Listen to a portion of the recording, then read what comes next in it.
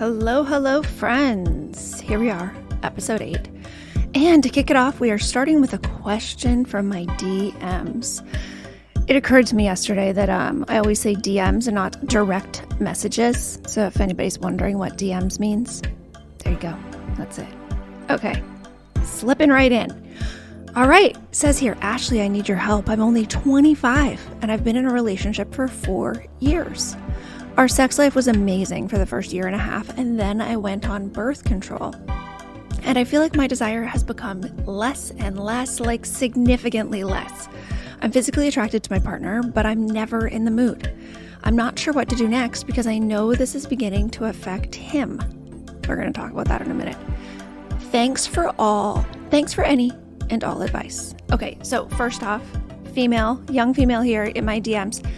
And let's just jump right to that part where she's worried because this is beginning to affect her partner. Okay, this has already been affecting her for, I think, 2.5 years, right? Yeah, first year and a half, then she went on birth control. So for 2.5 years, she has not felt like herself. Okay, women are very used to not feeling like themselves from the time we get our first period, 11, 12 years old. Every month we are not quite feeling like ourselves and not quite sure what's going to happen when. It's a regular occurrence. And here we have her affected physically, we have her affected emotionally, and this is affecting now her partner emotionally, and this is when she's getting concerned. Okay, so we need to start taking our physical and emotional well-being as a bigger priority. And we need to be asking doctors for support, and doctors who ignore us, we need to be asking for a new doctor. I live in the US. I pay for my own health insurance. It's fucking expensive, of course, but we can afford it. Access in the US is harder. In different places in the world, it's easier to get a doctor and to get the answers that you need. But quite often in women's health, women's discomfort is ignored over and over and over and over. Just read up on that, but whatever. So what I am advising here is, I don't know the reasons that she is on birth control, and I want her to talk to her doctor about whether hormonal birth control is the right choice for her as far as contraceptive, and also what other brands or what other types of birth control could be used to give her a better result. We shouldn't just ignore this. We shouldn't just say, okay, that's part of not being pregnant, is having no sex drive.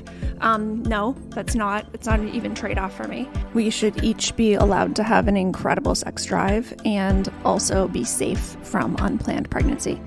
I'm a big advocate for responsible ejaculation. A very easy way to stay not pregnant is to never put sperm somewhere a baby could grow unless you're actively trying to grow a baby. So for more information on that, if that's blowing your mind, read Ejaculate Responsibly by Gabrielle Blair.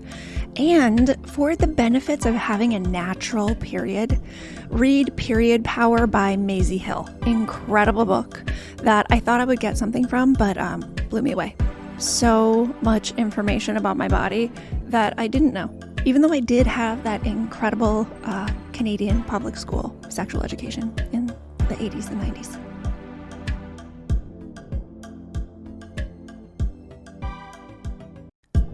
This episode is brought to you by Splash Blanket, a super bright, Pinterest-worthy white bedroom. May be trendy, but what if when the lights go out, you want a moody sex den? Splash Blanket to the rescue. Grab one in a rich, deep color, light a candle, and voila, space transformed. Go to splashblanket.us and use code KEEPINGITHOT for 11% off. It is not my job to take care of anybody else. It is just my job to go, okay, wait, how is this person saying things in a way that I haven't heard before or haven't been able to integrate before that's going to give me a slightly different perspective on the things that are in my life right now? Because that's what coaching is. That's what improvement is. That's what evolution is. That's what maturing is. That is what the whole game is. Learning to look at the same thing in a different way.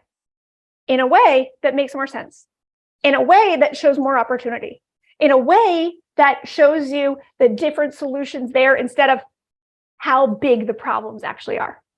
Because I'm not saying the problems aren't there, but a lot of us think that that's actually the job. To try to take out the magic wand to go, my kids are perfect, my house is perfect, my ass is perfect, my bank account's perfect, my car is perfect. You are supposed to make it better. Those are the things in your life. And if they're bothering you, that means that you would prefer a situation where they are different. When things are really, really frustrating, just look in another direction. Just look out a different window. Just move yourself physically. My book Swing has been optioned for film. The story that is in Swing is going to be probably a 3-season story, the way we're going to break it down. And then we're going to see after that what the characters want to do next, which I am so excited about, because when I wrote that book, when I published it, the way people reacted to it was no longer any of my business. And that story is no longer just my story, because every story that's told well, and I'm proud of how I told that story. And I'm excited to see how it's going to play out on the screen. But every story that's well told has enough blanks that people must fill with their own lens of experience, their own filter of life, that the story becomes something of their own. Like it means something to you because it fits into your life and it turns a little key, and then you see things differently. I think a lot of us are afraid to fit those keys in that we know, because they kind of vibrate, right? It's almost like we're in like Narnia, or we're in, you know, a great majestic quest type movie. And it's like a golden key, like hanging, like vibrating. We see those things and we look at them, and then quite often we shy away from them because we think if reading that book, if taking that course, if going on that retreat, if talking to that person is going to tweak something you believe to be true or something you believe to be important about yourself or life or being safe, right? Our relationship to safety is so tenuous that we think, oh, if I insert like the wrong idea, I'm going to be setting a precedent. This is something I hear from women a lot, that if they sign up for an after dark, or if they acknowledge interest in this, or if they are willing to try a little bit of that kink, or that they're setting a precedent that what? They're setting a precedent that they are the kind of women who do that. We still, some more vividly and nuanced than others, but all of us still have this idea that a woman who does XYZ in the bedroom is like this outside the bedroom. Or ABC, if they're only into ABC, then they must be like this. Where you think you are as a person, if we were on a scale from 0 to 10, okay? 0 being like, and like, we're just gonna bring out like asexual. We're just gonna put it out of there because this is something different. But like how afraid you are of trying anything in the bedroom, to like, you're inventing new shit on the regular. Like you better be webcamming because like you're pioneering for humankind. My point is that we are all at different levels of spice. These are the funny things that we are learning together through the After Dark webinars. So I have new ones on the agenda. We have intro to squirting. We have intro to anal, intro to dirty talk, erogenous zones, like places to touch on the body that feel good. These After Dark workshops are going to be like all different levels of spice. All right, erogenous zones, intro to BDSM, intro to all of these things that you're like, would I be into that? I don't know if I would be into that. So like maybe you'll read a romance novel about it, or maybe you'll watch a documentary about it, but you won't like go to a club. You won't like search out a tantric breath holding orgasmic teacher on your own. I want you guys to just be able to pick your level of spice, what you want to try. And you can like put on the webinar and even watch it on your own and go, would I be willing to talk about that? Would I be willing to try that? I don't know. And then you could tell your partner, yeah, this maybe, that no. We need to be less afraid of precedent. Precedent is the excuse we give when we don't want to tune into our heart and ask ourselves, wait, this is my reflexive knee-jerk response. This is my reaction to just say this. But okay. If I move the precedent thing looming over me to the side, what's really right in this situation? What's right here? Every single breakthrough I have is when I stay long enough in a conflict with someone I love, and I ask enough questions, and I drop my ego and my superiority about it and be like, ooh, okay, what if I'm actually the safest in this situation if I'm not the right one? What if, right? Because being right really feels safe. What if I'm actually the safest in this situation if I am the one who changes their mind? What if? I hear my husband with different ears and I go, ooh, I see what you mean. But we can use these principles for feeling safer, making big moves for whatever we want to get that's just right outside our grasp right now. What area of your life right now is like right outside your grasp? Professional, personal, health, parenting. What is it? It's like, oh, I feel like if I could just get that, then these other things would fall into place, or it would make the other things easier. Do you need a change of scenery to get you in the mood, but you can't duck out to a hotel tonight with your honey? Instantly turn your bedroom into a sex den with a luxurious, super soft splash blanket. In addition to being 100% waterproof, washer and dryer safe, splash blankets are simply gorgeous. In an array of deep, rich colors, you can change the vibe of your sleep space in a snap.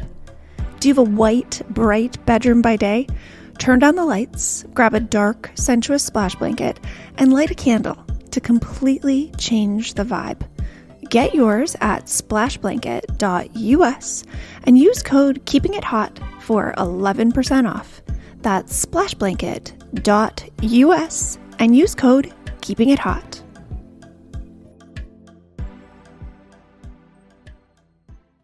I think this is why I have kind of a suite of offerings that go from like bedroom, personal development, business, right? Because there are all of these things that I'm super passionate about. And I see, like the after darks. Oh, this could be really good for couples who want to try something new, but don't know where to go to get it. Or could just be like, we're not going to do any of the kink stuff. We're just going to do like oral and manual for him, oral and manual for her, so that we can just get super clear on the anatomy and the different ways to touch. I have a lot of audience members who are newlyweds, and I have a lot of audience members who have been raised in purity culture and have found my content as well, and are using my content to be like, okay, yeah, I just need a little bridge here to understand like the enjoyment part of it. Like, how does enjoyment feel safe? And I feel safe to them because I have this like big sister energy for a lot of people. And they're like, oh, I think she's going to tell me the truth. And I think she's not going to laugh at me if I ask her a question. All of these changes we want outside of us will happen very, very quickly when we get clearer on what it is we really want. So many of us have been raised to think that anytime we need something, or we haven't figured it out on our own, or that there's even something to figure out, like you're just not automatically getting along. The bedroom dynamics aren't automatically awesome. Like we have been taught, so many of us have been taught that if you have to talk about it, then that's really a problem. And oh, what's wrong with you? That it's just not all right the first time. Because I do most of my communication with my audience through my Instagram stories, every single response that people make is private. Every single response comes as a direct message to me. So people are pretty honest, because they know that their opinion and their profile photo and everything isn't like, they're not just throwing it to the sharks or the wolves. They are sharing it with a person who, for whatever reason, they feel like it's trustworthy enough of their time and your thought and your emotion, and that I'm going to get back to them and it's going to make them feel better, right? They're going to feel like I listened or I laughed or I gave a shit. If we can just break it down to those three things in your relationships, did you listen? Did you laugh? Did you give a shit? That's all we need to do. But instead we put the bar so high, what we think we're supposed to do. And what I want to invite you to consider is that things are actually simpler than we make them out to be.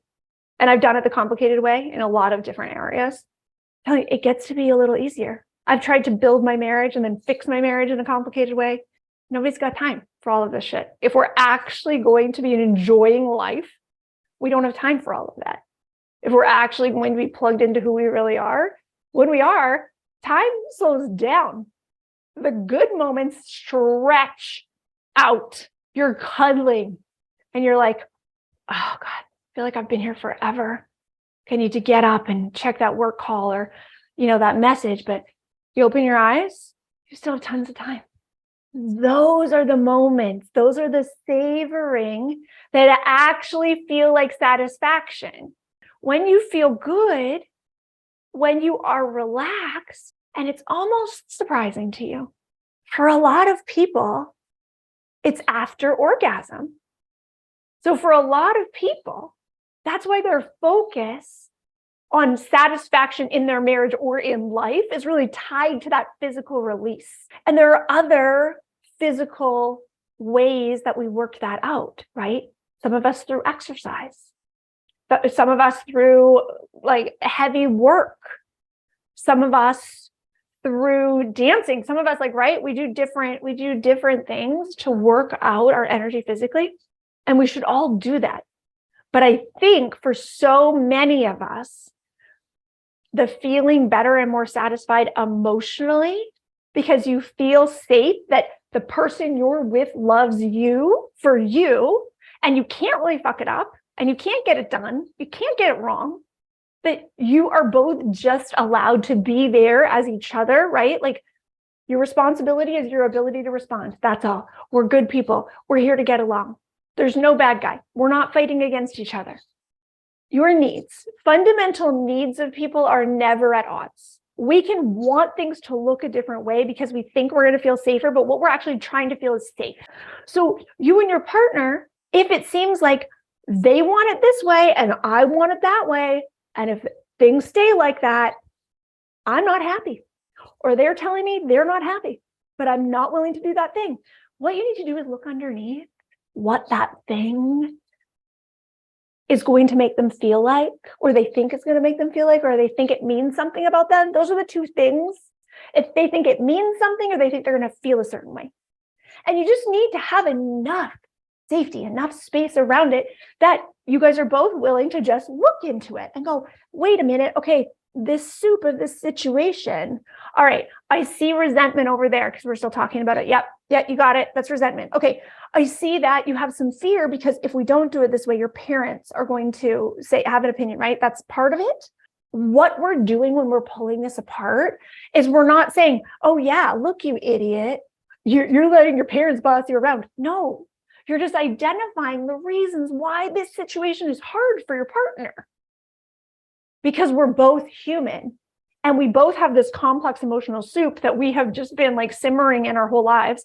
And until we get out or start piecing it apart, we're just replaying the same thing. And they're a different flavor over there. They don't even know what we're talking about. So we got to take a look and then figure out, oh, okay, yeah. So there is that part, yeah, that I just want to be the good kid.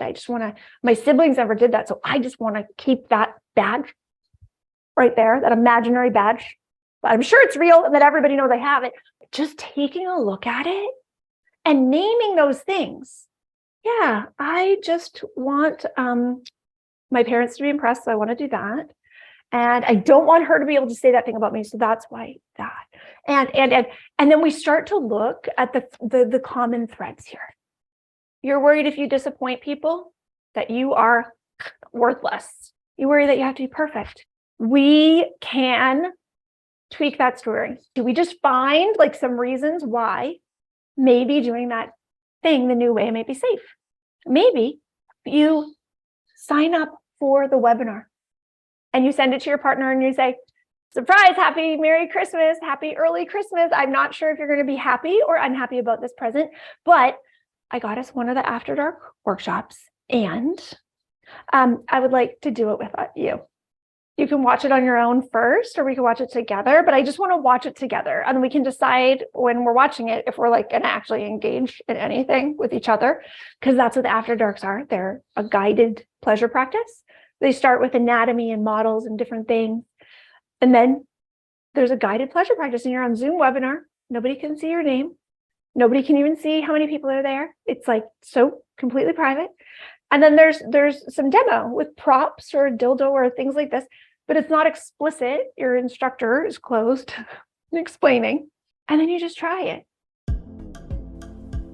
They say you can't teach an old dog new tricks, but in the bedroom, there's always room to learn. Show your willingness to try new things with the After Dark workshops.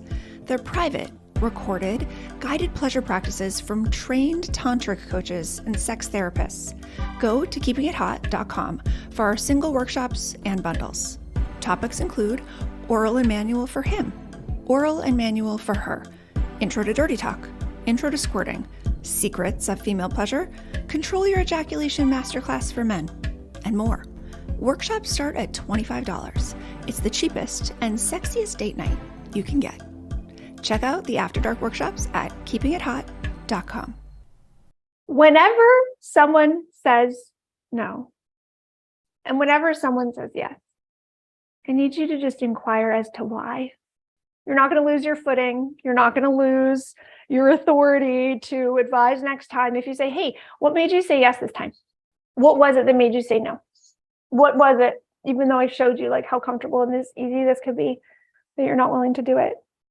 And just keep asking questions. What was it? What is it about that? What is it about that? And what you might get to is, there was that time I wanted you to go to the work picnic with me and you didn't, and man, I'm still mad.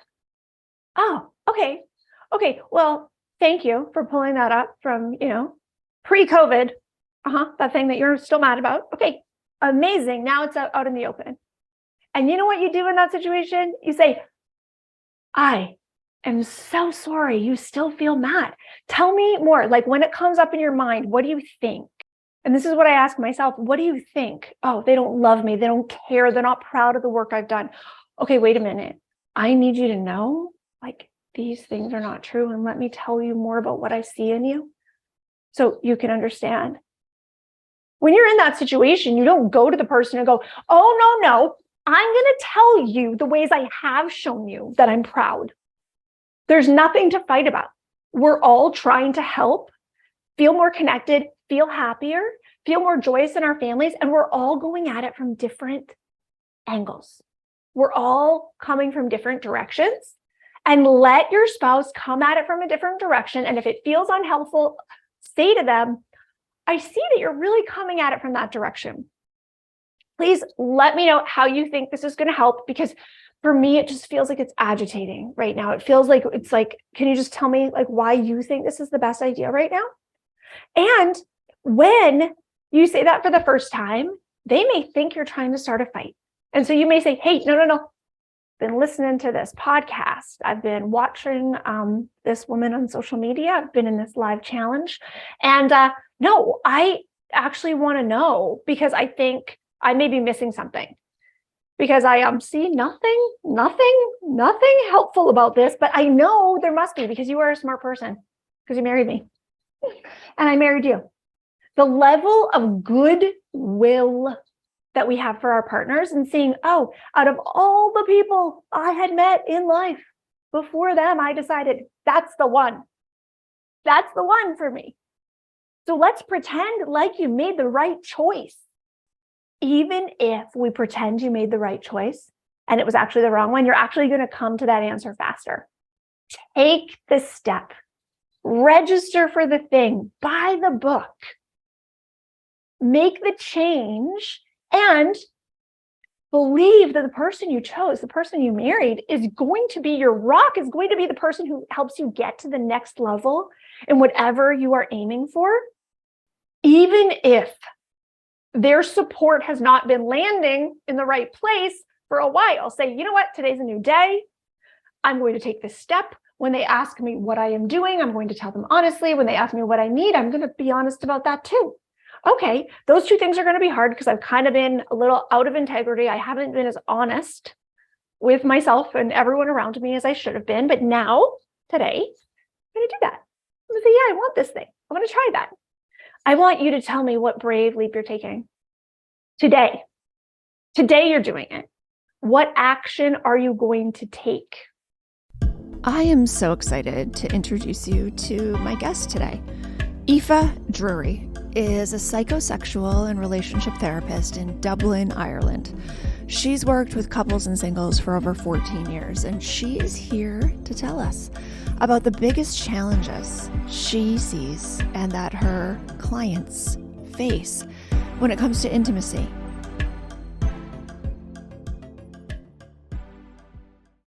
I'm so delighted to be sitting here opposite you and finally getting to have this conversation, which I know we've both been really driven and really passionate about having. And I mean, yes, I do the work and I see couples, but so do you. And that's part of why we connected. I just loved how you put out the messages there in such a fun, diverse, expansion of different ways to have these conversations as couples and around our sex lives, which are awkward and difficult at times, which is part of my job as a psychosexual and relationship therapist. I am based in Dublin, in Ireland. I'm very lucky to have this job. I'm very lucky and privileged to be able to work with so many people with their own struggles and difficulties, and hopefully find a little way to help ease that distress for them. I'm currently doing a psychotherapy doctorate in the area of chemsex. I'm imagining that most of your listeners are probably cis, straight, hetero kind of so we have couples. we have a mix. Now it's interesting because my cis het couples they look at my content and they fill in the blanks in a lot of ways, and it makes it, they really feel like, oh yeah, Ashley's just talking about straight relationships. But I get a lot of messages from non-binary, trans, even couples who are in ethical, non-monogamous relationships, same-sex relationships. And they're like, oh my God, I just feel so safe in your space. And I feel so included with your content. And the thing is, I'm really intentional about the words I use, even pronouns. I just talk, my partner, your partner, because so much of the feedback I get from my audience does not follow along traditional gender lines and stereotypes. So I know we all see things with the filter of our own experience and conditioning. So a lot of people just make assumptions, when I share question responses in my stories, oh, that was a man, oh, that was a woman. Yeah. No, most often it's the opposite of what you would assume. So it's interesting. Majority of my audience they are in heterosexual relationships, but not everybody. Yeah, and I suppose the reason I say that is because we know through research and through listening to people that the majority of people who do struggle with their sex lives are straight couples. And fascinating. and that's particularly around, I mean, the discrepancy between gender roles, I think, which, you speak about a lot, and the orgasm gap and the pleasure gap. This is amazing because, yes, I've always known that, but I haven't actually heard someone say it that clearly. That yes, the majority of people who struggle in their sex lives are straight couples. Yes. Okay, let's more, please. I just wanted to repeat what you just said, because I was like, yes, actually, I see that every day. I see that every day, right? And just people I talk to or online, or just, yes. Yeah, and I mean, that's obviously not to say by any standards that those who are in non-monogamous relationships, or those who are in gay relationships, or those who are non-binary or trans don't struggle with sexual issues. But I think that's where the research really shows it in terms of pleasure, and particularly orgasms, where women in gay relationships or same-sex relationships are more likely to orgasm than those in straight relationships, and that's where I do see I have a lot more straight relationships come to me than same sex. So okay, I know. Let's talk more about that, because I have to tell you, and my audience knows this because I mention it a lot, 80% of my direct messages and emails are from men. Ooh, wow. Yes, who have found my content. So they come into my DMs, and it's like, people may assume, well, I've heard this from some people, that because I make content that is about intimacy, I must like get a bunch of dick pics or something. No. The men who come into my DMs are like, oh my God, thank you. Thank you for your content. I found this, made me understand that I'm really not pulling my weight or understanding or connecting or there's this thing my partner's been telling me for a long time. I just didn't get it. Your video made it click. And then I sent it to my partner. They follow you too. I just want to say thank you. Thank you. Because I presented in this way that's like, hey, maybe we could consider this and this. It's like a little disarming, right? So men hearing that the likelihood of their partner being dissatisfied is kind of high. It's probably going to break their heart. So let's talk about like, what is the science? What is the research? What are the reasons behind this?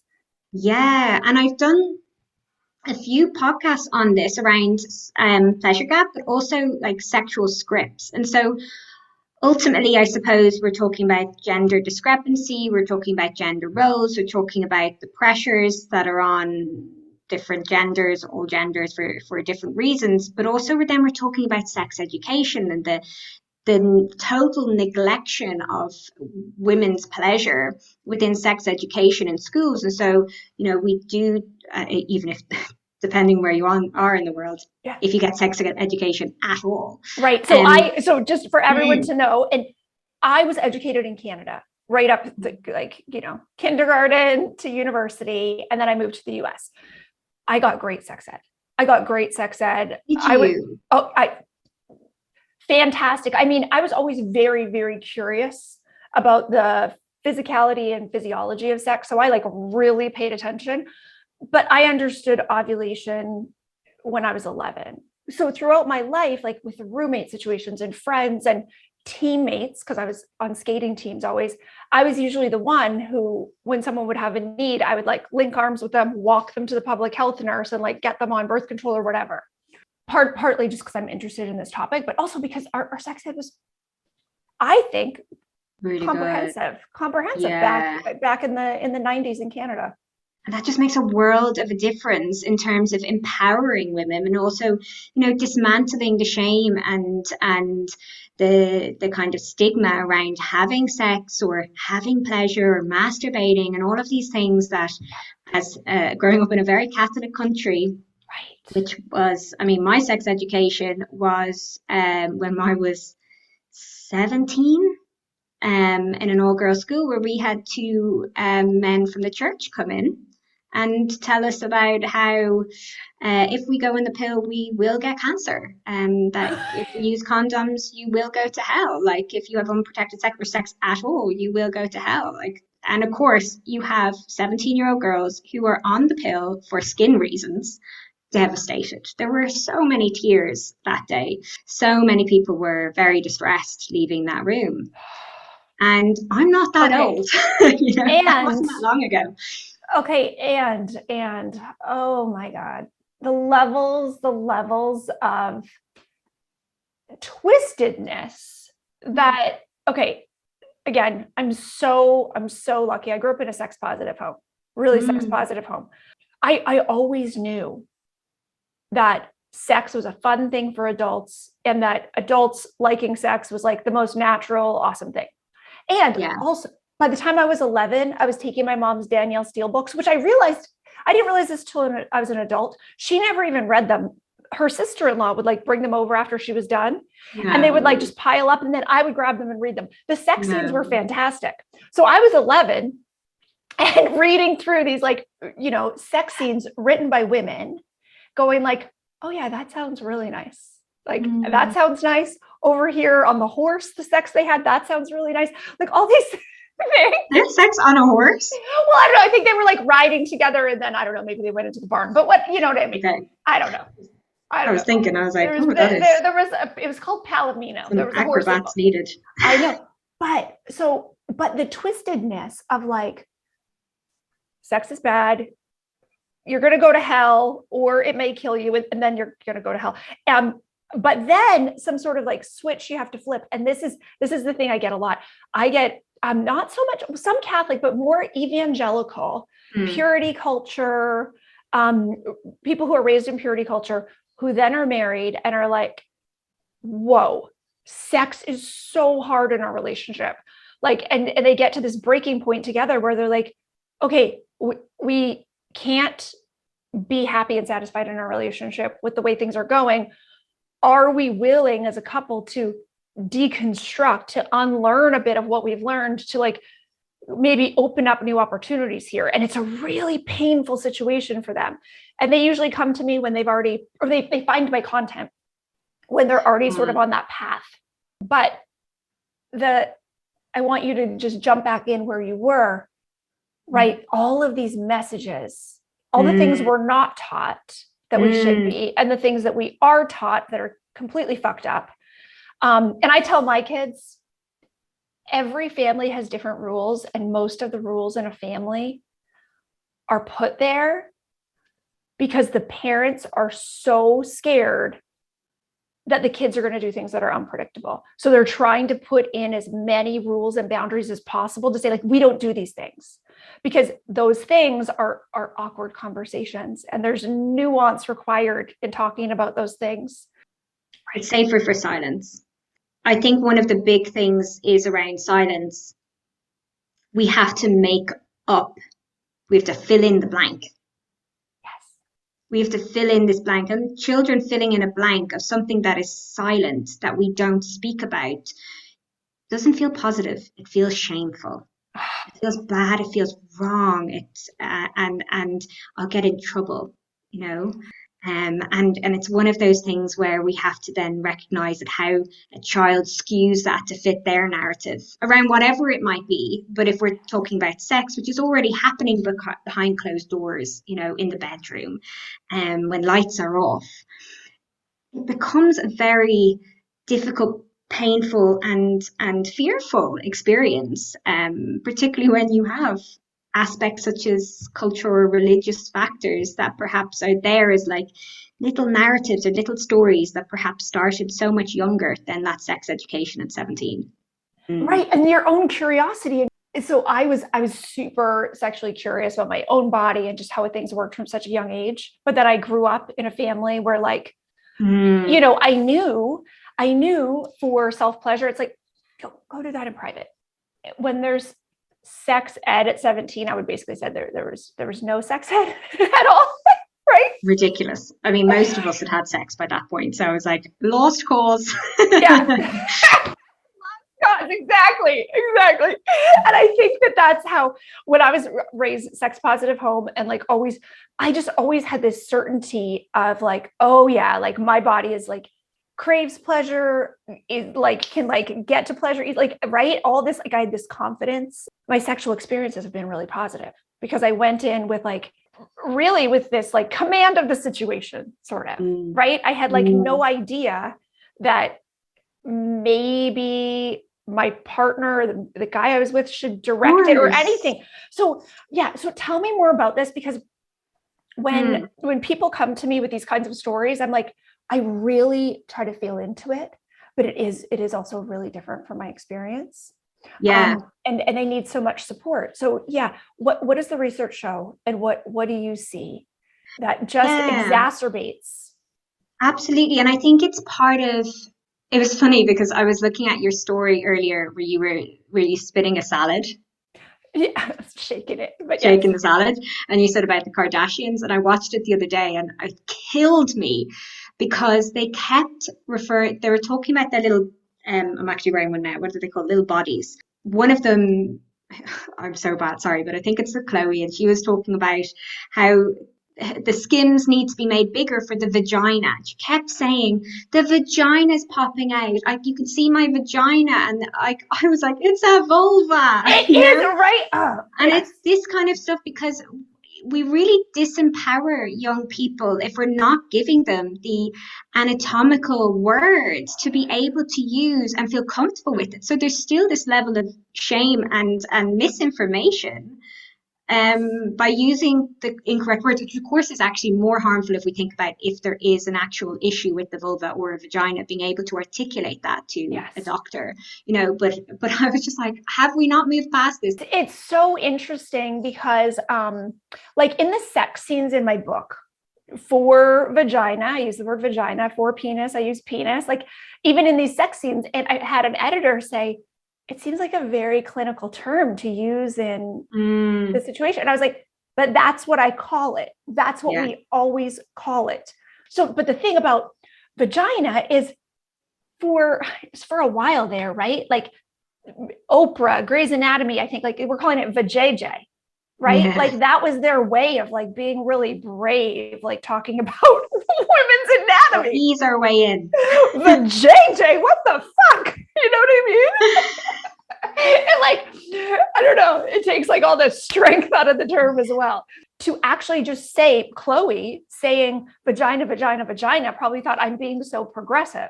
I'm being so like body positive. I'm being so like, right? And you're like, yes, sort of missed the mark. We're so close. We're so close, Chloe. So close, but we've got so far to go. Yeah. I think part of this is the fact that we're not properly teaching kids about anatomy in a normal, neutral way, and then adding in pleasure. Like obviously we've got the clitoris yet again completely omitted, but yet we talk about wet dreams, or most even biology classes will talk about wet dreams and semen and penis and erections more so in order to talk about procreation. Yes. But then women become these vessels rather than actual pleasure and excitement and rapture. Absolutely. Okay, so how does this present with patients, clients who come to you? What are commonly, so we're talking about like sort of like the root causes, like the ways that we're set up to have difficulties, especially in straight relationships, right? Because in non-conventional, like other than cis-het relationships, there are already so many taboos or that have to kind of be broken through, right? And like, think like the gay community has like done a lot of work and like, okay, this is how we're going to partner. And I even have some gay friends who are monogamous and like pretty mainstream, and they get a bit of flack from their other gay friends because they're like almost living like a straight couple. There are struggles no matter what relationship setup you have, right? Totally. Okay, but we're talking about like the root cause. How does this present for you? Like what things do first? People have to be in a situation where they're probably struggling for a while before they go, doctor, please. Yeah. Right? Absolutely. And I think that's the key thing, is that people think I can't go to therapy until things are really bad. No, individually or like as a couple. And there's some shame that I hear. If we go as a couple, if we go to therapy, things are really bad. And we don't want to admit that things are really bad. Or we don't want other people to know that things are really bad. So we put therapy off for a while. And unfortunately, they come to a place where a lot of distress, anxiety, worries, sex is this huge, big elephant in the room. Like I always talk about like the elephant in the room and how it's inflatable, and the room being the bedroom, just for conventional sake. Yeah. And like, we just got to start letting that air out gradually. We're not going to go and just pop that balloon, because that is going to scare us shitless. Like we just got to let that little bit of air out. It's awkward, it's scary, it's daunting, it's overwhelming, but it's there. Yeah. Let's say that it's there. The way that it presents, couples come to you, and what is it been like a dry spell? Like we haven't had sex for so long, and now we're having trouble, or fighting. What are the main ways? Of course, everybody has their like diverse history and conditioning and relationship dynamics, but what are the common ways that it presents and couples come to you? Crisis, breaking point. Okay. And it's normally one person can't deal with this anymore. Okay. All right. So I'm done. I'm fed up. We're not having enough sex. It's normally enough sex rather than the type of sex. Okay. So it's normally like we're not having enough. Maybe somebody's had an affair, or that's pretty much it. Actually, that's probably the main thing. Okay. That is consistent with people showing up in my DMs. You know, I make videos. Yeah. about sex. In my DMs, people want to talk about feelings. Yeah. Okay. So I'm fed up. We're not having enough sex. Yeah. Okay. Threats for the relationship to end, threats for me to leave, that kind of stuff. And then what position is the other partner usually in this situation? What is their stance in this when they come in? It's fear and desperation a lot of the time. I don't know what to do. I don't even know where to start. How do we even start? Because things tend to have just caught up so much and have gotten so bad that it feels like this big impasse. It feels so insurmountable. I don't even know how to begin here. So there's a sense of desperation. And sometimes what happens is one person will come to me and say, myself and my partner are, going through this really difficult time where it has been ongoing for X amount of months, years, and I need to be fixed. So I have vaginismus, I have dyspareunia, I have erectile dysfunction, premature ejaculation, desire discrepancy, although they don't tend to use that word. But it's me. I'm broken. And that's often how it starts, which, of course, they're not broken.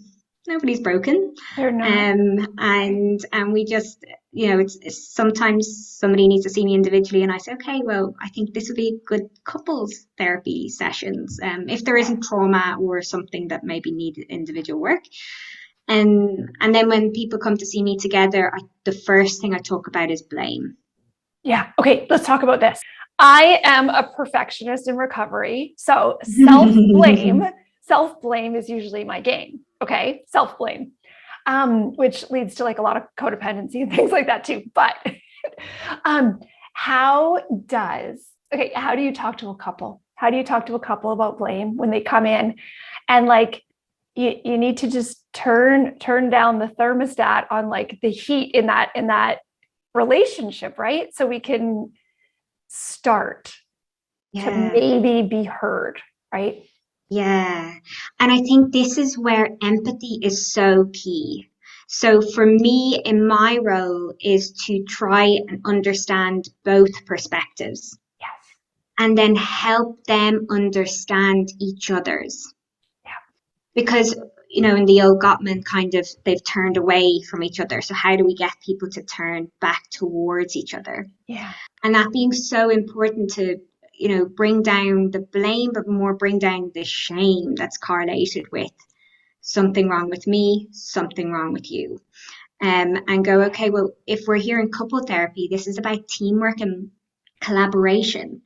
And it might feel that it's somebody else's fault, but if we go along like that, it's very difficult to repair. Absolutely.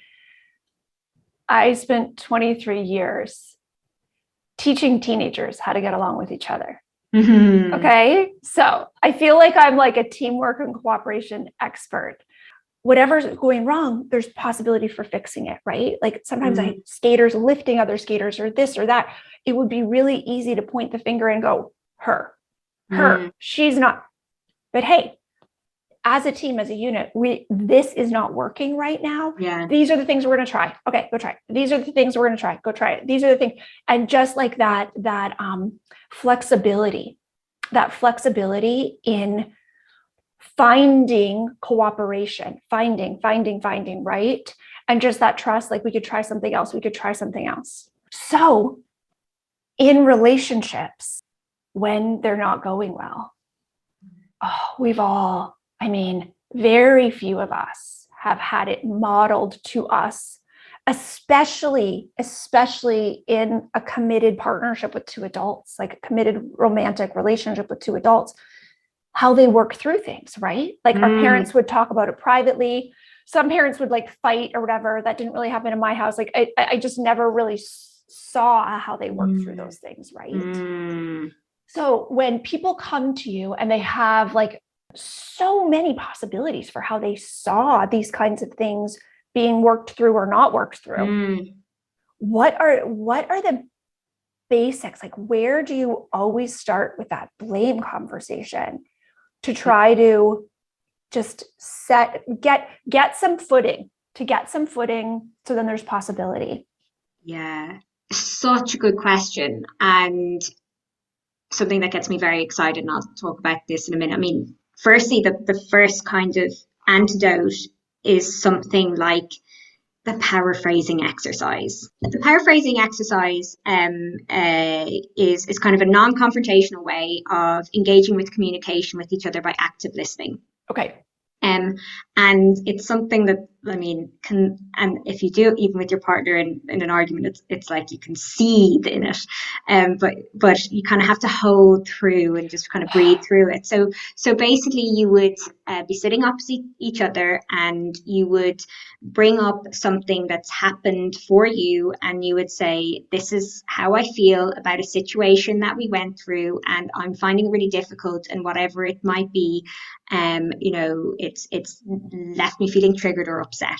So you would describe the situation, and basically the partner would paraphrase it back, not parrot it back and just repeat it, but make sure that they've actually heard what that person, the partner, has said.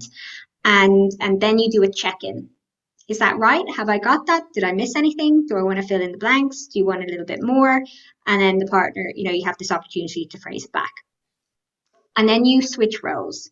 So you've actively listened. The reason I say it, because some people are like, but that's not what happened, and you want to react to it. But it's all about sitting with and just holding it. Okay, right. And for so many people, this is probably against every instinct of safety that they have in their body, right? Because they felt like being right is how I stay safe, or how I, right? Yes. And as a therapist, as a coach, you've seen, both of us have seen over and over and over, it doesn't matter who the fuck is right. It matters if it gets better. And that's what we got to see on the ice every single day, right? So for 30 years, Aoife, I was on the ice 6 days a week, okay, with my own training or with my athletes. So every single day on the ice, making the execution and the performance better was the goal. So it doesn't matter whose idea it was. It doesn't matter who actually got their act together finally, but we had progress. Look at us, we made progress. So when there's this paraphrasing, really getting people so clear on like the goal is just to paraphrase, like you're not accepting blame for everything that has gone wrong for 15, right? Yes. Yeah, it's just sitting in the here and now and having to hear, that there's the difference between that kind of listening of in one ear and out the other, but like the actual hearing of what somebody has said, because people will just go and repeat exactly word for word what the other person said, and I'm like, no, like, let's try again. Good, okay, try it again. And I think that's key to just create some equality within the dynamic. So it doesn't have to be anything turbulent. Like, I'd never start with anything big and turbulent with it, because that would be too much, and would send anybody over the edge if to sit there in a first session with some stranger having to listen to being laden with blame. But the other key thing, and this is the thing I get really excited about, because I get excited about this, I'm getting giggly, is like learning about each other.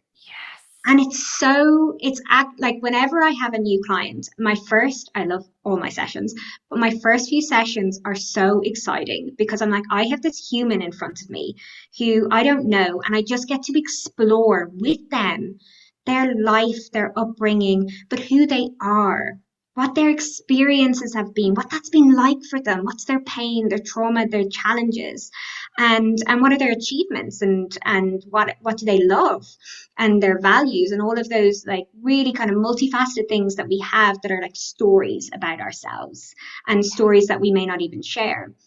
So although I sit with couples, I get them to do individual work. Yeah. so that they can learn about each other. So they can learn about things that are like pitfalls, or things that are positive traits, or tools and techniques that they use, from everything from like attachment styles to a type of therapy called imagotherapy, which is exactly what we've been touching upon, which is what we learned from back there, our childhood experiences, what we've been, imago is literally like mirrored, what we are then mirroring in our relationships now from those carers and parents that we had. So I think that's the most exciting part, because then you go, that makes sense why you react that way. Oh, so if I do this, this could actually help us instead, because of the experience you had with your dad, or whatever it might be. So it's about exploring each other, and that brings in empathy too. Absolutely. Empathy for self and other, right? That's the real story in swing, right? Is like me actually being willing to take a look at my relationship with myself, right? And accept that I was more complex and needier than I ever wanted to believe that I was, right? Like the things that I really stuffed down or like ran from myself. And I was like, oh, look, I'm a whole complex human in here. Like, wow, there's so much more here than I ever realized. Like I was really running and pretty scared from anything that wasn't just like, I got it, self-sufficient, like steady, like even as I'm saying that, like I feel like this heat coming up like through my back and torso. It was really scary to admit to myself that, oh wow, emotionally, like I really need like this kind of thing from other people. Anything that I felt like I needed from someone else, wow, I had a lot of shame around it. Because I thought being a good person is doing everything yourself and not needing anything from anyone else. That's the only way you can be a good person. And there's the perfectionism there. Right? So much. But then when I was like, oh, look. And then so I started kind of thinking of like, oh, I'm the custodian of Meat Suit Ashley this time around. And look at her. She's got lots of good ideas, super smart, always excited about things. But wow, she's got all of these things that she needs to. Okay. And here, like this is the person I have to take care of this time. So when I started like looking at myself, right, like having that bit of a gap, big self, little self, whatever, capital S self. And then I was like, oh, wow, I can see and appreciate and love my children in a way that I couldn't before, a way that I always wanted to, Aoife. Like I always wanted to, but loving my kids and accepting my kids was one of the most heartbreaking and difficult things. So in order to like love the kids, you had to get to a place of loving yourself and accepting yourself. I did. And it was really painful. It was really painful because there are these kids, fucking amazing little humans in my house. And anytime they would act childish, I mean, they're kids, right? So this would be many, many times a day. I would be like, oh, any childish tendency, I still despised so much in myself that when they would display that, I would either despise that behavior. And then for me as a mom, it felt like I was despising my own kids, or I would try to meet that need. And this fear would come up that I'm letting my kids manipulate me. I'm not teaching them to be self-sufficient. I like all of this. Oh, just this fear, this fear. Because I always just thought self-sufficiency was the best thing a person could be. It's through looking at these things myself and then having these awkward conversations, right? Like it's like you have to let it be messy to get to like the better place, right? And with the paraphrasing exercise that you're talking about, and the like just really getting to know your clients, and in that the gift in that, Aoife, is when you have a great practitioner guiding you, you get to know yourself like for the very first time. I think like in my 40s, I'm getting to know myself for the very first time because I have enough experience, enough stability, enough privilege too, to like, take the time to like dig in and then go, oh, okay, well, what choice do I want to make there? Like, what part of this story do I want to latch on to as my story? Yeah, and I'm so like, it brings me even back to what we were talking about earlier in those sexual scripts, which are part of, I mean, like sexual scripts are scripts, they're narratives, they're stories. To nerd you all out, is social constructivism. So how our society is constructed, and then the layers of it. So whether that's kind of heteronormative beliefs, whether that's monogamous beliefs, whether that's gender roles, or it could be religion, the politics that we're under, the cultural components, and that in itself is multifaceted as too. Yeah. And so the reason I'm bringing up the sexual scripts is because I was listening to you, and all I could think about was, when I read your book, your evolution was really like palpable through it, and who you became as partner, wife, mother, but just this, actually, just yourself, and how you kind of just evolved and expanded and grew. And one of the things I think is so important is that we have set blueprints that we can't really escape from. Okay. That we were born into. Whether that's the color of our skin, whether that's our sexuality, whether perhaps it's aspects of our gender.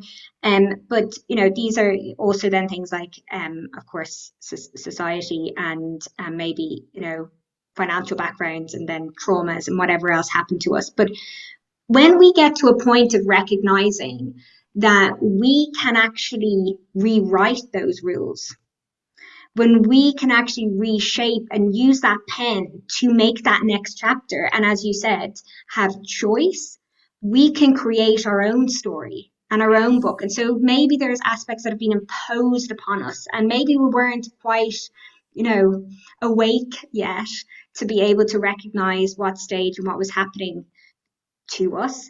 And we can actually sit and just say, now I have choice, now I have opportunity, now I have privilege, and I have this pen. Where do I want the next sentence to go?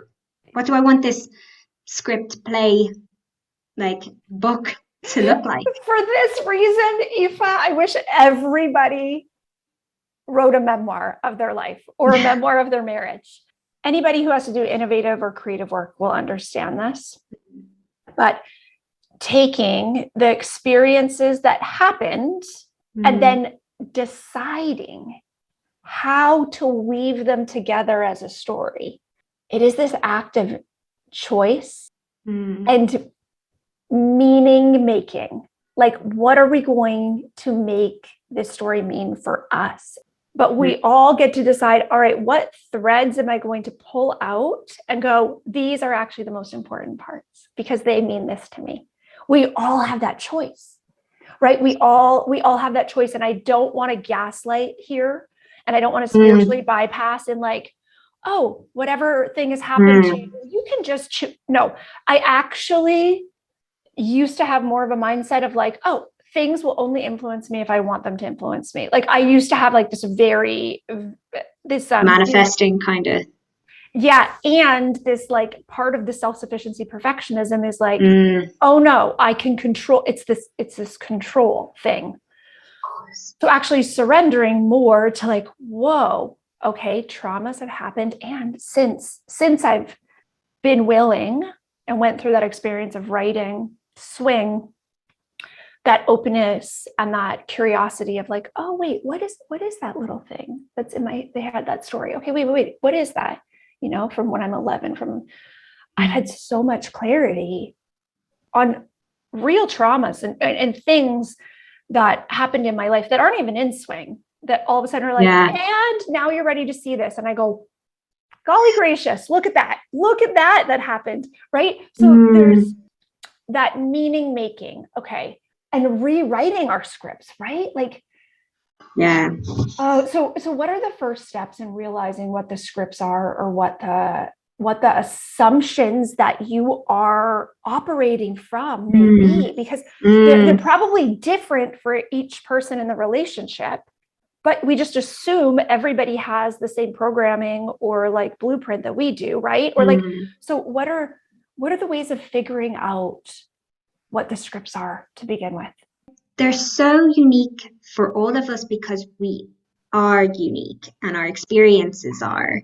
And so it can sometimes feel like, well, because there's this assumption that, like, as you said, we're this monolith, like we're all the same.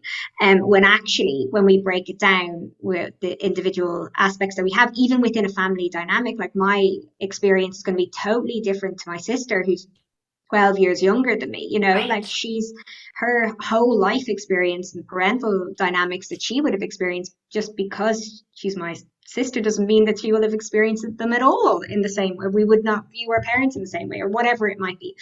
But I would always start with where just simple. How did I learn about sex? Okay, just keep it simple. And then what was the atmosphere like around sex on TV when it came up in the household? That's a big one, you know, how parents reacted, turning it off or going, oh, Okay. gross, or that's disgusting. Because then if we think about little kids and they're seeing that, they might go, oh, you know, why are those people kissing? That's gross. I shouldn't be doing that. I liked it though. I liked when they did that, but mum said that's bad. This, and I want you to pick up right from there. This is what that's making me think. So I never had that confusion, right? I never had that confusion because it was like, this is how babies are made. And also grown-ups do this just for fun. It's a thing that grown-ups, and I was like, okay, got it. So then anytime I saw sex, I was like, yep, that looks like fun. And I'm having these feelings in my body because it's fun. Okay. Boom, boom, boom. Like coherence, right? Gorgeous. Yes, but there were so many things growing up where I was like, oh my God, I'm feeling this. And I would like look to the adult there and I would go, it seems like this is happening. And they would go, that's not happening. That's not even close, blah, blah, blah. And I would be like, oh, disconnect. I can't trust myself. But so for so many people, this was their experience with sex. This is why I always tell people, and I worked with kids for so long. I was paid to tell other people's kids what to do for a decade before I had my own, right? So just communicating with kids, whether it's my own kids or neighbor kids who are here or whatever, like I feel like if something comes up, it's like my if any adult around, it's their opportunity to like guide a child if they see something. Totally. I really think that whenever something stressful is going on, like Manny was raised in a traditional Greek family, and they'll be like, oh, don't tell the kids or just tell the blah, blah, blah. I'm like, you don't think the kids know? Like the dog knows there's something going on. Like the dog is like coming to us and whining and barking because he knows there's something going on. You think the 7-year-old doesn't? Yes. What planet are we on? This kills me. Absolutely, like kills me. So even if it's something that I don't know how to explain to them in an age appropriate way yet, I'll just say, hey guys, mommy and daddy are really stressed right now because there's something going on with like the lease at the restaurant or a tenant at an apartment and listen, it's not you guys, it's like this grown-up stuff. I can't really even explain it right now, but like it's nothing to do with you. Right. It's this. And they're just like, oh, okay, back to PlayStation. But like I think it's essential. Yeah. So all these people, okay, go back to, right, little kid seeing great actors show that, oh, kissing or touching is like, it feels good. And oh my God, it's this way that these characters are connecting. And oh, I'm feeling these good feelings. And then the parent comes in, right? So take it from there. Parent comes in and says, oh, that's terrible. That's gross, or it makes a joke, or switches the channel. Why are you watching that? That you're too young for that, you know, like gets into critical mode, gets into shaming. And what the challenge is, and sometimes, there's exactly what you said, there's the unsaid too. And like that, and this is why I was going, it kills me, because people say the kids don't know that we're fighting all the time. Like, wait, people come into your therapy and they say that? Oh yeah, I mean, yeah, in therapy Oh, rooms down the street, like whoever wants to tell me, no, the kids don't know. We do it behind the closed doors. kids And don't. but It's just, like, I'm sorry that I'm laughing. And anybody who is watching or listening to this, I'm not laughing at you. It's just that I've had so much more interaction with children than I've had with adults because I worked with kids. Kids know everything. kids know everything. We're born to read body language. We're born for the first almost 3 years of picking up on the non-verbal.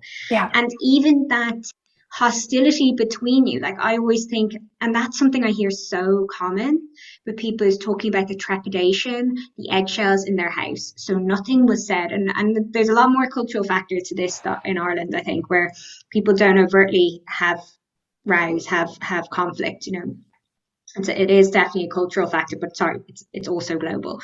Yeah. And that, you know, it breeds a sense of fear within a child. So if Yes. we also have that around sex and that unsaid, even the changing of the channel or, making a grossy noise or whatever it might be that elicits some sort of anxiety or fear or shame within a child, it just shuts them down. And it also doesn't create an environment where they feel safe enough to approach a parent and say, something's happened, or I don't quite understand, or, something pretty horrific, because they feel unsafe because that similar thing that happened on the TV may have happened to me. Or, like I feel a certain way about a child, or, when they're older, I've got somebody pregnant, or I think I might be gay, or whatever it might be. You don't create this safe environment. And that starts with such an early age. And thinking about that sexual script part, I ask clients about nudity. You talked about at the beginning, you just like, everybody's cool, everybody's calm in the household around body image and nakedness and stuff. And it's like, that also is like hugely impressionable for a child and how they feel about themselves and the body. Absolutely. Okay. So it's funny because when I said sex positive, I didn't even talk about nudity in the household, but you made that assumption. And yes, it was true. Yes, I did make an Yeah, assumption, you just yeah. made the assumption, right? Like my parents wouldn't walk around naked, but like in underwear, if they're going from room to room, or if like Yeah. I went into the room and they were naked, they would just be like, hey, and they would like turn around and like grab their clothes. Like, but it wasn't like, what are you doing here? Like Yeah. never like that. Never, never. And I remember one of Manny's cousins, who's Greek, she said something about like once her first child was like 2, how she started covering herself like when she got out of the shower. Mm. And this may be a common thing for people, but it blew my mind. I just never even considered that there would be an age where I would hide myself. I was thinking like there'll probably be an age where like they'll knock because they don't want to walk in on me naked. And that's what it is. Yeah. That's what it is now. That's Yeah. what it is now. My oldest is almost 15. My second is almost 13. And my littlest is 9. Mm. The 9-year-old doesn't care. He'll just like bust in because like, even if I'm naked in the bathroom, he'll like, Mom, and in Roblox, blah, blah, blah, blah, blah. And like, he just wants to talk to a mom who's going to listen about the pet he has in Roblox and then maybe be convinced that he needs like more money on the game to get the other. Like that's all he cares about, right? But my older 2 now will, lock the bathroom door when they shower. And I'm really careful about like, if they are somewhere like knocking and like giving them time, before I open and like privacy. And they just naturally, and it happened like a few years ago, but just naturally now when the door's locked, they'll knock before, you know what I mean? I think for us, it just has happened. It didn't need to be a conversation. Yeah. So the nudity part is interesting. So yeah, asking people those questions, because kids are sponges. They want to just connect all the dots as fast as possible, right? So you never know what situation is just going to make them go and like fill in this whole grid of like, oh, the blanks, right? Fill in all those blanks about what my body looks like, what people think of my naked body. Yeah. And if you're, told to cover up, I've had so many clients who have been, bathing when they were far too young to be, in with water and themselves, because parents are like, you're old enough now. Like, and I like not going in, or even things like they would bathe themselves, like when they were really little, you mean? yeah. And I mean, Oh. I'm talking, like that kind of 4 or 5. I'm not talking under the age of 3 or anything, but yeah. But that just sense of like pretty young. Yeah. pretty young to feel, but it being the message being around, you're old enough now to take care of your body, and I don't want to have to not only deal with your body but have to see it. We're like coming into because you're old enough now. Does that make sense? Yeah. There's something about your body now that no, not for me to, and like, and the same thing with walking in, right? And everything's dressed like, don't come in, I'm changing. And that just creates this kind of sense of, yet again, discord around my body, and there's something wrong with it, or something bad, or something shameful, trying to fill in these blanks, and really, when it's nothing about the little child, as and all about the parents, and but not being able to understand what's happening for them, the adults, right, putting it in a place of it's me, it's my always fault, I'm to blame. It always is. Kids will always make it about them.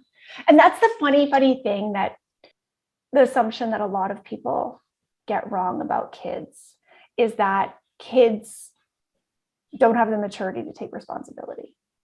And I think it's absolutely the opposite. Absolutely the opposite. Without expanded perspective, humans will always go, oh, I did that, or that was my fault, or oh, me, right? Instead of having an opportunity to like open that and look at that like in a child, like, oh, why do you think that was your fault? Blah, blah, blah.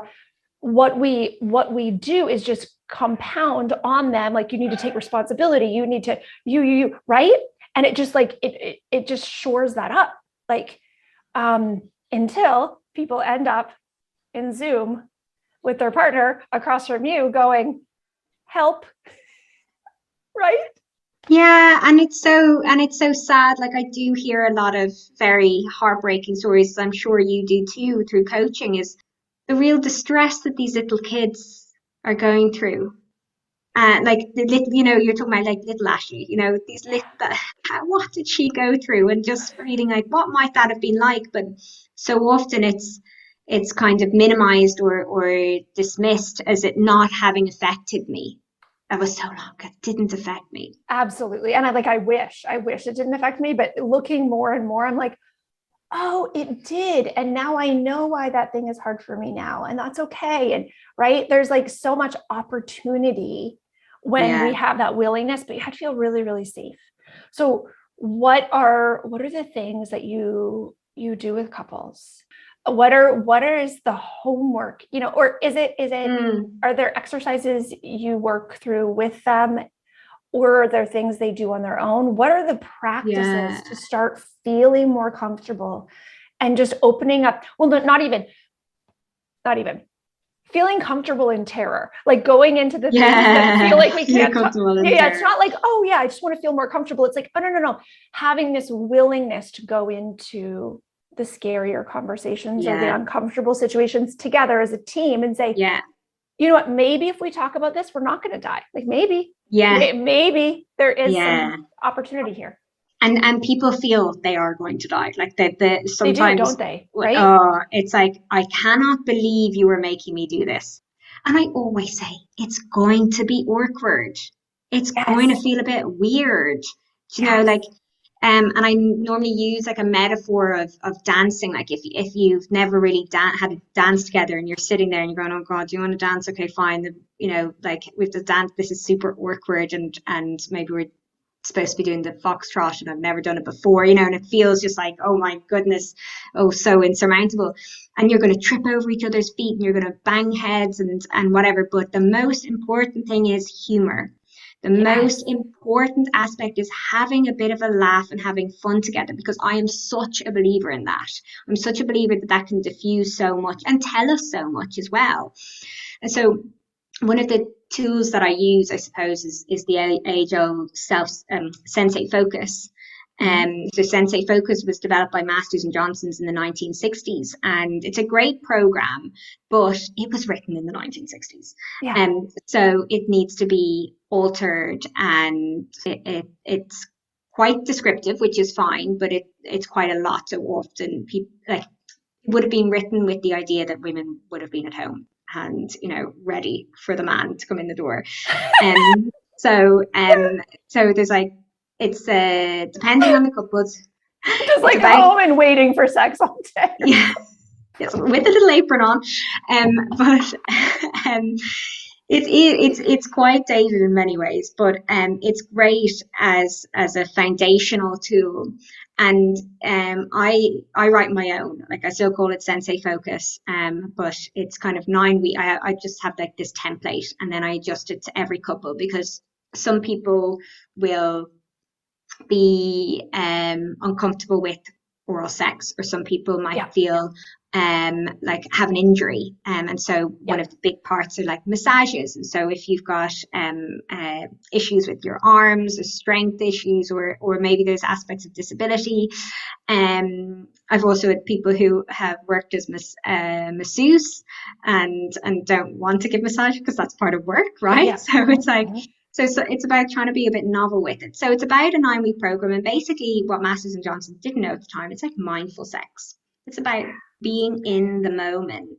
So I have things in there like drawing each other's genitals, you know, that's one of the fun things you're supposed to do. So, you know, what's it like? And then also looking at each other's, having a bit of a laugh, and then like pointing out where it feels nice and it feels good. And then other things would be about finding different items around the house and using those to touch each other. But the idea is that intercourse, penetration, if they're a straight couple, is off the table. So for the whole 9 weeks, the whole thing, yeah. Okay. Yeah, and sorry, that's the same, of course, if it was if it was any gender really of couple, but particularly when there's some like erectile dysfunction or vaginismus or dyspareunia, which might have to have extra support anyway. Couples get into it very resentfully, with just this sense of, I cannot believe they are making us do this. This is so weird and awkward, and I have to draw or, you know, paint his penis, or and we can't have sex. We came here for better sex, and you're telling us we can't have sex. So, and it's it's funny and it's brilliant, right? But most of the work we have to do to repattern as humans is counterintuitive. Totally. Like, even one of the things that I say in my videos is one of the best ways that we mixed up our intimacy was we would do oral only for, like, started off as oral only Tuesdays. Yeah, right. Right? Which I don't know why we called it that or why we picked Tuesdays. But it was funny. One of our kids, and I said something about, oh man, are we going to have some time together tonight? And one of the kids goes, it's not even Tuesday. And he was like 9 maybe at the time. This was Jack. And I was like, what? And I was like, what? And he was like, I don't know. He like didn't even really know what it meant. Didn't know what it was. But he just like knew that there was this thing like mommy and daddy like hanging out on Tuesday. But just having more, it's so easy, especially with penis and vagina penetrative sex, to always just do the same things. Yeah. Right. It's just really, really easy. And whether those are the things that just take you both to climax quickly, or one of you to climax quickly, or it's just the way to like check the box, like, yes, we did it. And either it was a quickie or like it was a little bit more involved. It wasn't quite whatever. We kind of checked, because sex becomes this thing sometimes in a relationship that's like taking out the garbage. It's like checking a box instead of like coming together.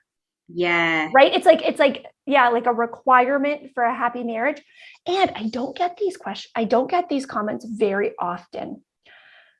And the only place I really get them is TikTok. But sometimes men will come in and I can tell they have this really particular mindset that like, oh, well, but you just have to do it at a certain frequency or else there's no potential for the relationship to be good. Yeah. And they're like, because I have needs. And I was like, I just delete the comments. But what I want to say is like, in order for our relationship to be good, I have this need that my husband do the dishes 5 days a week. Like, it's a need. It's a need for, like, it's so fucking arbitrary, right? It's so arbitrary what our needs should be, that we don't even look at what our needs actually are, right? Like, I have men in my DMs who are like, I feel so stupid, but whenever I have a hard day at work, I really need my wife to hold my hand when we're watching TV. And I've told her this before, and she always forgets. And I feel just so foolish having to ask again. Like, there's this part, right? Like, if I have to ask for it, is it worth anything? Yeah. Well, I know for myself, I really forget shit. I forget. I love my husband. I love my kids so much. And I don't remember which one likes turkey sandwiches and which one likes ham. I don't know, Aoife. Yeah. I have to ask them again, which one do you like? Tell me again what you like. Absolutely. But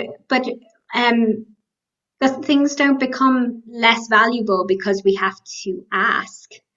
And this is so important when we talk about couples, because we're unique individual people with our own experiences. And if we have this notion that our partner's supposed to be the same as us, or the same as every other man or woman, we thought, right? Because it's like, it's this interesting thing, whether we think that our partner must process things the same way we do, or that all men do this, all women do this. Because that's the big thing with a lot of people coming to me who have been raised in Christianity. They're like, oh, but men, oh, but women. And I'm like, oh, but actually have a conversation and see if that really applies to your partner. Because this is what I tell my kids. We are all unique, beautiful, and annoying in our own ways. Yeah, totally. Like, the good and the bad, right? Like unique as a fingerprint, snowflake, whatever. Yeah. We really do come with our own needs. And isn't that fun? Isn't that fun that we have this opportunity to be like, hey, little baby, can't wait to get to know you. That's why I love my kids getting bigger. You know, so many people are like, I want them to stay small. I'm like, I want to see I want to see who they're going to be. They're not my baby. I didn't give birth to them to be like, oh, now I get to shape a baby. And no, it's like, yes, came through me, right? But it's like, who are they going to become?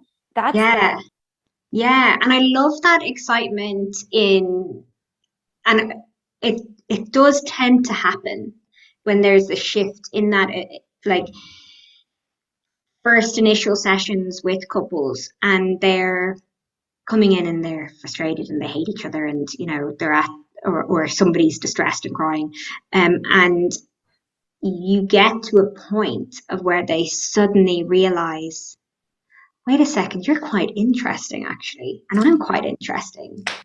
And how do we separate the me and the we from this, and explore each other in these really multi-dimensional ways that it just becomes so much more expansive in our thinking, and I know you do a lot of this as well, and talk about this so often, about like the scheduling sex. What do you mean if we have to schedule sex? And I go, do you go on a date night? Do you say, oh, on Friday we go out to the local pub?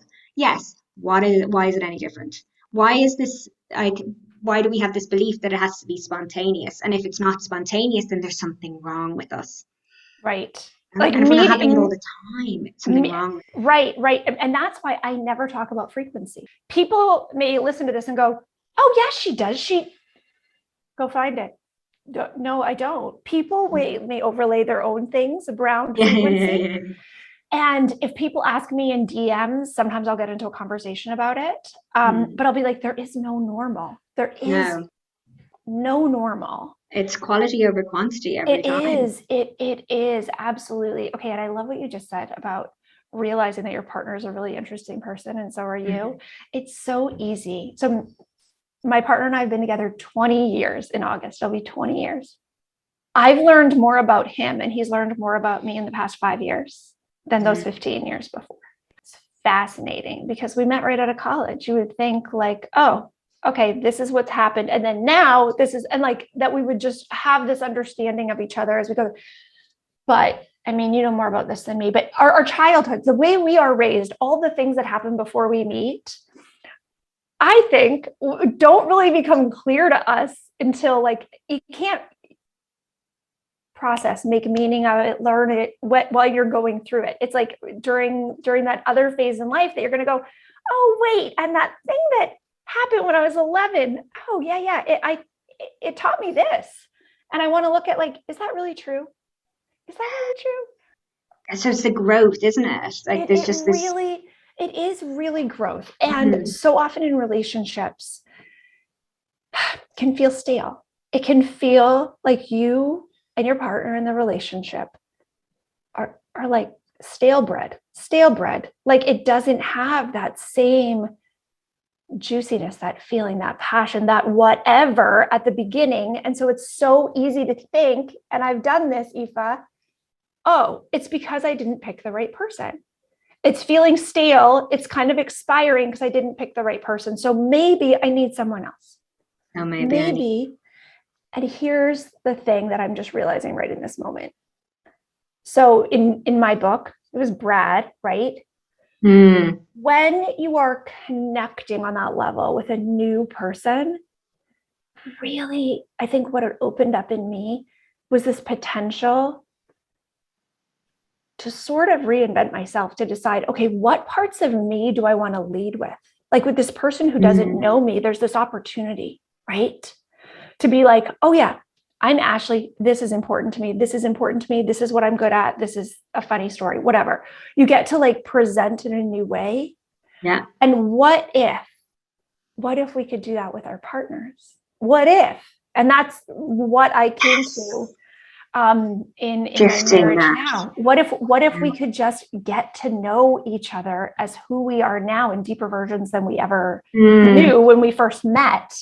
And that's why I say with Manny, it's not like, oh yeah, things are great. Like when we were dating. No, I like him way better than the guy I dated. Yeah. And I like me way better. And like the depth of our relationship and maturity and our sex, everything. Yeah. Everything is better because we are grown ass humans who have like some perspective and maturity and ability to really, our ability to communicate, like the emotional intimacy and intellectual intimacy that we have now, I am just so grateful for. But to get there, the awkwardness that we had to go through was pretty intense. But that's vulnerability, right? Like when we're vulnerable, then we can be intimate because we're exposing layers of ourselves that then allow for the other person to know us better. It allows for a deeper connection. So when we're vulnerable, although it's difficult and it's painful sometimes and it's a bit awkward, and then we can grow and evolve, because I'm such a believer that we evolve every single day, and every single moment of every day we're becoming somebody different. And if we kind of keep that going, like you said about bringing that to Manny, almost like shifting into who I actually am now and not back then, and who I actually want you to see me as being too, and without it being like this kind of arbitrary aspect to it. It's absolutely. And this opportunity now. And I think I had this great gift of like reinvention in my professional life too, with leaving skating and going, okay, and now I'm going to be a writer, I'm a publisher, I'm, a coach, these things. With this openness and with this vulnerability, there's this expansion and this forward-looking perspective. This is who I am now. This is who I want to become. Who are you? Who do you want to become? Where do you see this family in the future? Where do you see us? When you open up to that vulnerability, there's this opportunity for co-creation. Yes. Like in a really intentional way. Yeah. Like, yes. You give that opportunity. Who are we as individuals? Who are we as a couple? Who are we as reliable neighbors or friends? Who are we as a family? Like who? And see, like I'm asking the question, like it's just like this expansion, because you get to really feel into that every day. I'm so glad that you said we're not the same people every day. That was something through coaching that I just held so closely. Like I wouldn't let my team watch a video of a performance or a practice if we'd already had a practice after that was recorded. Right. Because I was like, we're a different team now. Yeah. Some things are better. Some things may actually be worse, but I don't know those athletes anymore. Now I know you. When we feel hurt, it's so easy to feel like very stuck. Like things have always been this way. Things are always going to be this way. There's no way out, right? Giving couples that opportunity to realize, oh, actually, I think it was the movie Vanilla Sky. It was like, oh yes, every passing minute is another minute, or every passing moment is another opportunity to turn it all around. Something like that. And I love change. So believing that everything can change in a minute is actually like so comforting to me. Maybe not for everybody, but that definitely not for everybody. Right. It's actually a common anxiety that I see. I would say, yeah, that things may change. Yeah. Oh, I just think we're all pre-programmed to evolve and grow and expand. I think we really are. But there's so much that we have to dig through and drop, actually. So much that we have to drop, I think. It's not about the work. It's just about, okay, dropping these other things to then let that naturally happen. And I think it's a really tough place to get there. Like you've done phenomenal work on yourself with the relationship with Manny, you know, self-reflection. And it's clear that you have signed up to do that for life. You know, we're always gardening, as I say. Like, you know, we're always gardening. I'm so glad that you said that, because it's not a road, it's a garden, right? Oh, it's a garden. Yeah. Okay. And it's constantly changing. So what advice would you give to people who are wondering if they should just bulldoze the whole yard because they're like, there's no potential here, right? In the relationship or in the way that their life is. What would be your closing piece of advice for people who feel like it's a lost cause, or that maybe they want it, but their partner will never change enough in order for it to work? What would you say to them? I mean, firstly, I would say, oh, that sounds really tough. But then I would say, you know, I go back to our metaphor earlier on and you talking about writing a memoir, and maybe thinking about history, but who do you want to become? What do you want to do? Where do you want to go? Who do you want to be? And putting that on paper. Because I really think, as you said, there is something that is so transformational almost about that pen, you know, about putting something down on paper that extrapolates it out into that clarity, hopefully, in front of you. And going, well, is my partner aligned here?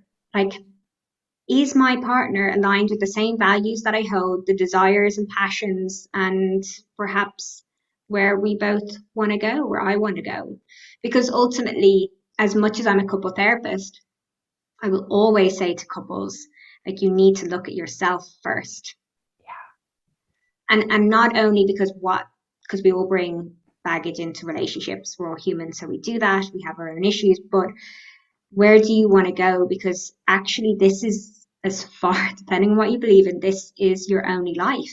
And is this what you want for yourself? Is this relationship what you want for yourself? And if it's the case that, you know, I love the book, Feel the Fear and Do It Anyway. And it's one of those things where sometimes we do have to think about. We do have to think about ourselves we absolutely have to think about it in ourselves, but think about it in the context of the greater scheme of life. So if it's the case that it doesn't align, well, maybe the garden's got to go and you can plant a new one. And you can choose those crops, you know, you can choose those plants. And that's part of, you know, a new relationship. What does that look like for you?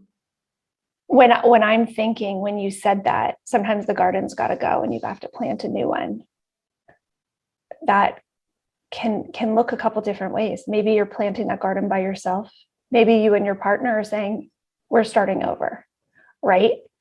But either way, the way you are going to grow something beautiful in that new garden, beautiful and sustaining and nurturing, is by tending to that garden instead of going back and telling anybody the story about what went wrong in the old garden, right? You can keep going back and pointing and remember that didn't work. But if you're spending time in your mind or in your day over there, you're really not planting anything new, are you? Yeah, you're so right. That tenderness is absolutely key in order for, the roses to bloom. Right. Aoife, thank you so much. Can you tell everyone where they can find you and get more from you? Yes, you can find me on Drury Therapy on Instagram, and on Drury Therapy is my website as well. You're more than welcome to reach out. This episode is coming to an end, and I don't want it to finish before you take action. Take a screenshot of this episode and text it to your spouse. Let them know you're thinking of them and how you can better your relationship. If you both need a little handholding, grab Keeping It Hot, the workbook, for fun, low-pressure conversation starters to get to know each other on a whole new level.